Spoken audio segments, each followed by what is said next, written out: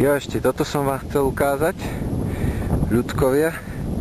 Neviem, že či to bude vidieť tú farbu, ale toto je červená rieka, ktorá teče cez Limatambo a podľa všetkého aj niekde ďalej ešte.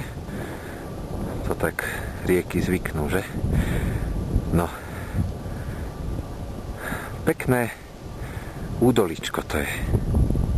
A ja som vlastne teraz tu na kopčeku, ktorý bol od začiatku cieľom mojej dnešnej cesty. A keď sa pozriem tu dole, tak to, čo vidíte v strede, je hacienda a vedľa nej nedostávaná škola, lomítko, hostel. Takže keby ste náhodou, kto si chceli prísť sem v lete, tak ubytovacia kapacita je relatívne dobrá.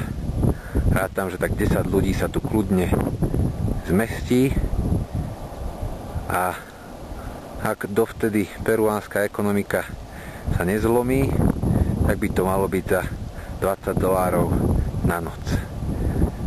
A možno, že tu chytíte ešte aj mňa, lebo sa nechystám zatiaľ nejak odtiaľ to ísť preč, sa mi tu celkom ľúbi.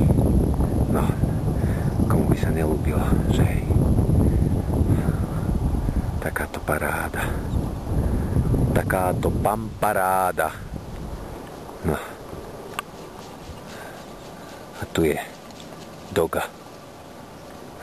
Strašná, argentínska. Super. Superčina. Na verejnosti.